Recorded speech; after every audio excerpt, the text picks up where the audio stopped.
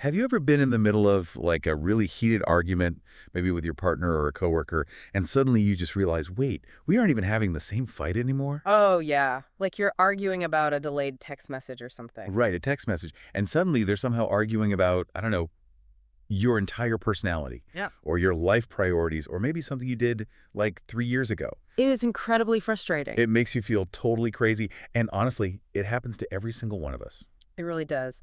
And the reason you end up having these two completely different fights is that you are literally occupying two completely different layers of reality. Which is exactly what we are unpacking today. Welcome to this deep dive. Thanks for having me. So today we're looking at this fascinating stack of source materials detailing the Deru Kailo system. Specifically, we're focusing on its core text, which is called reality, perception, and meaning. Yeah, it's a brilliant text. And the goal here isn't just to, summarize a book. We're going to decode the hidden architecture of human arguments. Exactly. We want to give you, the listener, the framework to figure out exactly why smart, well-intentioned people just constantly misunderstand each other. So you can actually navigate your next conflict without just spinning your wheels. So, okay, let's unpack this. If we're occupying different layers of reality during a fight, what does that actually mean? Well, the central philosophy of the Deru Kailo system is this really simple but honestly demanding principle. It says human understanding improves when we separate before we evaluate. Separate before we evaluate. Okay. Right. Most arguments escalate just because we skip that separation phase completely. We just jump right into evaluating. We just start judging. Exactly. It's not that we lack the vocabulary. It's that we are answering fundamentally different questions without realizing it. So we need a map. We do, and the system provides this map of where conflicts actually live, dividing our experience into three massive truth domains. Okay, let's lay out that map. What are the three domains? So they are reality, perception, and meaning. Literally everything we argue about falls into one of these buckets. Reality, perception, meaning. Break those down for me a bit. Sure. So reality is about what can be anchored before we interpret anything. The material facts, the structural patterns, the literal context. Just the raw data. Right. Then perception asks how those facts were received and processed. Like our emotional reaction. Yeah, emotions, physical reactions, and even the literal semantic definitions of the words we use. And then meaning is the final domain. That sounds like the deepest one. It is. It's where we assign significance. It's asking, what does this mean for our relationship? What does it symbolize? How does this fit into my larger worldview? Okay, that makes sense conceptually, but I mean, I can see how that turns into an absolute disaster in real time. Oh, it really does. Because if I'm arguing from the reality domain, just looking at the material facts of what happened, and you're arguing from the meaning domain. Interpreting what those facts symbolize about your character. Right. We are just yelling into a void at that point. It's kind of like, okay, it's like trying to fix a software bug by just hitting your computer monitor. That is a perfect analogy. You're attacking the hardware layer, but the glitch is in the software layer. You can punch that screen all day, but until you rewrite the code, absolutely nothing changes. Exactly. Yelling at the physical layer when the problem is structural or symbolic is completely useless. When you hit the monitor, you're just acting out of frustration because you literally don't know how to access the code. We do this in relationships all the time. All the time. We attack the most visible layer because we just don't know how to access the deeper one. Which is why the sources emphasize this golden rule for conflict. Which is, Before defending, locate. before defending, locate. Yes. You have to figure out which domain and which specific layer the other person is operating from before you even open your mouth to defend yourself. Okay, hold on though. I get the theory. But let's be real here. Sure. In the heat of the moment, my heart is pounding, my adrenaline is just spiking, I feel totally attacked. I am not going to remember some complex matrix of domains in 9 different layers. No, of course not. I'm just going to react. So how do you actually use this when your nervous system is in full-blown fight or flight? Well, the authors of the framework actually account for that exact biological reality. They explicitly state you shouldn't try to memorize or use all the specific layers during an active argument. Oh, thank goodness. Because doing that would turn a passionate disagreement into, like, a tedious clinical seminar. Which would just infuriate the other person way more. Oh, absolutely. Hold on, honey. Let me check my 9-layer chart. No. Instead, they distill the entire system down to 4 practical orienting questions. Okay, what are the 4 questions? You just have to ask yourself, Are we arguing about what happened? Are we arguing about how it was received? Are we arguing about what meaning formed? Or are we trying to figure out what responses require? What happened, how it was received, what meaning formed, what responses require. Okay, yeah, Yeah, that is way more manageable. right. Just asking those questions forces a pause. It gives your brain a second to catch up so you don't just collapse everything into one giant tangled mess. And that pause actually disrupts the cognitive reflex to just yell, I'm right and you're wrong.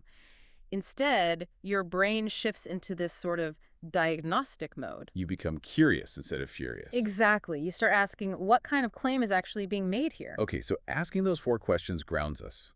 Let's apply this to, like, the most common place people get lost, which the text identifies as the reality domain trap. This is a big one. Right.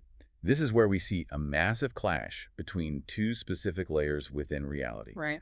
The physical layer and the structural layer. Yeah, the classic event versus pattern conflict. The sources use this highly relatable scenario. So imagine you are living with someone, and you walk into the kitchen and you just say, you left the dishes in the sink again. A timeless conflict, a tale as old as time. Totally. So one person instantly gets defensive at the physical layer. Right. They point to the facts and say, it's just one plate. I was in a rush to get to work. Right, they isolate the event. But the other person isn't talking about one plate at all. They're arguing at the structural layer. They're saying, I am always the one who notices the mess, I'm the one who reminds you, and I'm the one who ultimately cleans it up. And what's fascinating about the mechanism driving this clash is that neither person is technically lying, but they are absolutely fighting the wrong conversation. Because they're on different layers. Exactly. The person defending the physical event is using a narrowing mechanism. Their brain isolates the single incident to assess the immediate threat, and they conclude, hey, this one thing is not a big deal. It's just ceramic. Right. But the other person is experiencing the accumulated weight of invisible labor. Their nervous system is tracking resource depletion over a long period of time. Wow. Resource depletion. That is so real. So when they say dishes, they don't mean ceramic plates. They mean role imbalance. So the person who left the plate is trying to shrink the entire relationship dynamic down to one single object, while the frustrated person feels like that one plate weighs 1,000 pounds. Which is exactly why arguing about the plate will never, ever solve the fight. The person naming the structural pattern is essentially saying, it is never just this one thing. So how do we bridge that gap? Like when you realize someone is pulling you into a fight about a plate, but you know it's really about the invisible labor. How do you steer that conversation? The source material provides a really specific surgical script for this exact collision. When you feel this happening, you just stop and ask, are we talking about this specific moment or are we talking about a pattern? Like you're talking about this specific moment or a pattern? No. That is so good. That immediately clarifies the battleground. It really does. But, okay, I have a question about how this plays out in real life. Yeah.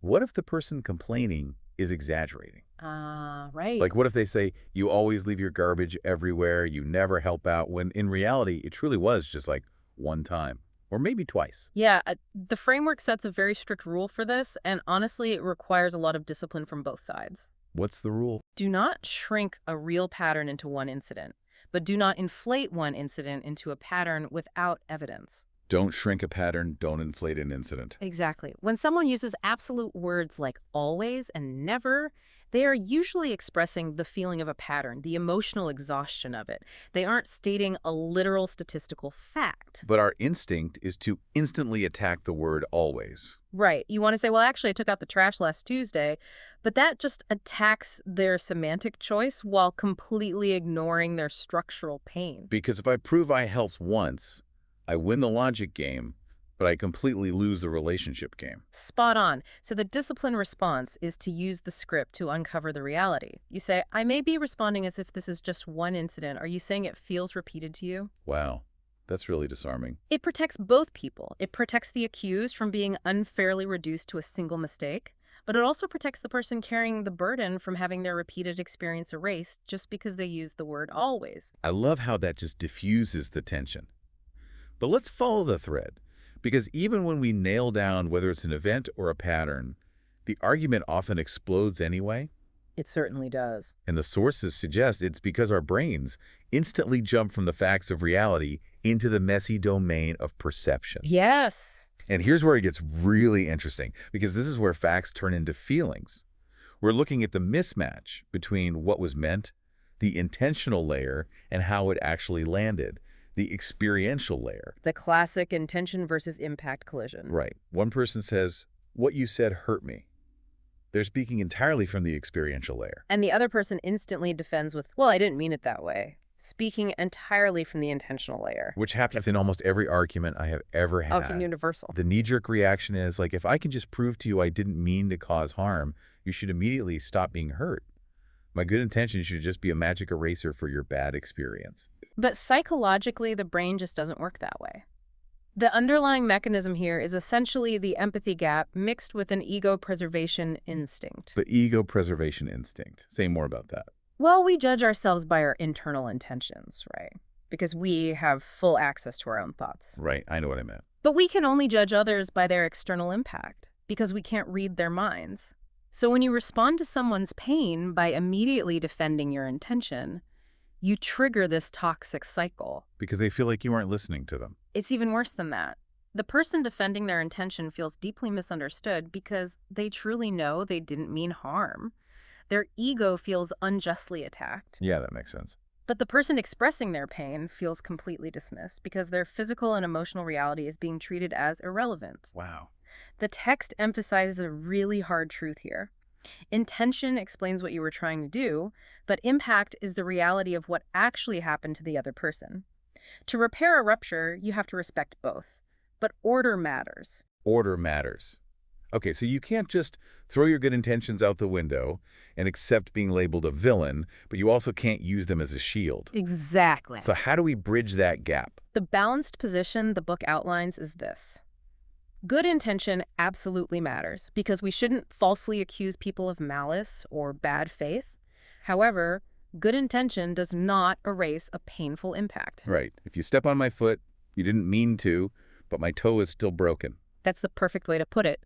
And conversely, a painful impact doesn't automatically prove a malicious intention. So the master script provided for relationships, parenting, workplace feedback, it's all the same. You say, I want to explain what I meant, but first I want to understand how it landed. I want to explain what I meant, but first I want to understand how it landed. Ah. I am writing that down. That is incredibly disarming. It really works. It validates their experience without just throwing yourself under the bus. Yeah. You get to keep your integrity, but you attend to their pain first. Right. You're addressing the immediate wound. And there's another phrase from the text that I highlighted, circled, starred. It's the ultimate repair phrase for when you realize you've been doing this wrong mid-argument. I know the one you're talking about. You just pause and say, I answered the wrong layer. Let me go back. Yes. The brilliance of that phrase is how it just completely removes the ego from the apology. I answered the wrong layer, let me go back. It's so clean. It is. You can say, I answered your impact with my intention, let me go back. Or, I treated this like one event, but you were naming a pattern, let me go back. You aren't confessing to being a terrible person. No, not at all. You are simply admitting to a navigational error in the communication. You're saying, hey, I read the map wrong, let's recalibrate. A navigational error. That just takes so much heat out of the moment. It really reframes the whole dynamic. Okay, now, we need to talk about the final domain. Because we've covered reality and perception, but the sources dive deeply into the meaning domain. And honestly, this is where arguments turn into existential crises. Absolutely. The meaning domain is where we assign lasting significance to whatever just happened. Right. Once we've experienced the impact, our brains desperately want to know why it happened and what it says about our future. And the Deru Kailo system breaks this down into 3 crucial layers: relational, symbolic, and meta. Break those down for me, because this really seems to be where, like, a small annoyance turns into a breakup or a resignation letter. Yeah, things escalate quickly here. So the relational layer asks, what does this mean between us? How does this affect our trust? Okay, give me an example. Let's say a friend is an hour late to dinner. The reality is they are late. The perception is you feel disrespected. But the relational layer is where you conclude, I can't rely on you. Ouch, the stake just got driven into the ground. Right. And then the brain goes further into the symbolic layer. This asks, what does this event stand for beyond this immediate moment? So it's not about dinner anymore. Exactly. The lateness is no longer just about dinner. It becomes a symbol of every time you felt undervalued in the friendship. It becomes an avatar for selfishness. Wow. Okay, and then it goes all the way up to the meta layer. The meta layer is the deepest one. It asks, What larger worldview or moral frame is shaping this entire interpretation? So how does that apply to the late friend? This is where your friend being late connects to your overarching belief that, say, people nowadays are completely self-absorbed, or maybe a deeply personal belief like, no one respects my time because I am fundamentally unlovable. Oh my gosh, so a traffic jam that made your friend late, a purely physical reality domain event, has been instantly processed by your brain into evidence that you are unlovable and society is decaying. Basically, yeah. No wonder we lose our minds during arguments. Because the brain is a meaning-making machine. It absolutely craves narrative. When we argue across these meaning layers, the stakes feel like life and death. I totally see that now. If you complain that your friend is late and they respond at the physical layer, traffic was bad, they think they are solving the problem. Yes. But you are operating at the meta layer, feeling morally violated. The gap between traffic was bad and you don't value my existence is astronomical. Which brings us right back to the golden rule. Yeah. Before defending, locate. If someone is clearly hurt at the relational or symbolic level, citing traffic stats is going to make them furious. You have to address the meaning they've assigned to the event. Right. And often simply asking, what does this mean to you? Or what is the story you're telling yourself about why I did this? Can pull that hidden meaning out into the open so it can be examined and reality tested. Wait, hold on. I see how incredibly powerful this framework is for connecting with people, but I have a major concern here. What's that? If we spend all our time endlessly locating their layer and trying to see their intention, validating their meaning, examining their structural patterns, doesn't this just give manipulative people a free pass to act terribly? Like, when do we stop interpreting and start protecting ourselves? This raises an important question, and the Deru Kailo system takes this exact vulnerability extremely seriously. The framework has an ultimate, unbreakable ethical boundary stated very clearly in the text. What is it? Do not call harm misunderstanding. Do not call harm misunderstanding. Wow, that gives me chills. The entire system is built on the premise that a lot of human conflict is a good faith layer mismatch, but it warns that often does not mean always. Right. We have to distinguish between a communication breakdown and situations involving bad faith, coercion, power misuse, or danger. So in practice, how do you know when you've crossed that line? When does it stop being a layer mismatch and start being actual harm? A misunderstanding asks for clarification. In a mismatch, both people are trying to connect, but they are just missing each other's frequencies. Harm operates differently. Oh, so? If someone repeatedly ignores a clear boundary you've set, that's not a semantic issue. If someone constantly uses their good intent as a weapon to erase your painful impact time after time, Forcing you to constantly swallow your reality. exactly. That is a structural harm. It's not a glitch in the software anymore. The software is functioning exactly as designed to keep you down. And the text is explicit about what to do in those moments. When the category changes from misunderstanding to harm, the response must change. You stop analyzing layers. You just stop. You stop trying to have a nuanced, delicate conversation about intent and context. You move immediately to setting boundaries, to documentation, to creating distance, and to protection. That is a massive relief. Cool. Because you could drive yourself completely crazy trying to apply a 9-layer communication framework to someone who is actively manipulating you. You really could. And this leads to one of the most profound aha moments in the entire text. Understanding is not agreement. Understanding is not agreement. I love that. You can fully understand why someone did something. You can map out their contextual layer. You can see the trauma in their structural layer. You can completely grasp the pressure they were under. But context explains. It does not excuse. You can understand a person's behavior perfectly and still look at them and say, this cannot continue. You don't have to play dumb or pretend you don't get their side just to justify setting a boundary. Not at all. You can say, I see exactly the layers you are operating from. I know why you're doing this. And the answer is still absolutely no. The goal of this entire framework is coherence without control. You use it to clarify the reality of the situation so you can make informed decisions. You don't use it to control the other person, and you certainly don't allow them to use it to control you. So what does this all mean for you, listening right now? If we step back and look at the Deru Kailo system, the real value here is developing a new habit of mind. A new reflex. Right. The next time you are stuck in a conversational loop, whether it's with your boss, your spouse, your teenager, don't just argue louder. Don't just repeat your point with different adjectives. It won't work. Just pause, locate the layer, Ask yourself those core questions. Are we arguing about facts? Are we arguing about impact? Are we arguing about meaning? Or do we need to figure out the response? It gives you a diagnostic tool to stop fighting the wrong conversation. And remember, you don't have to diagnose all 9 layers, just start with the basics. Right? Are they talking about a pattern while I'm talking about a single event? Are they talking about how it felt while I'm talking about what I meant?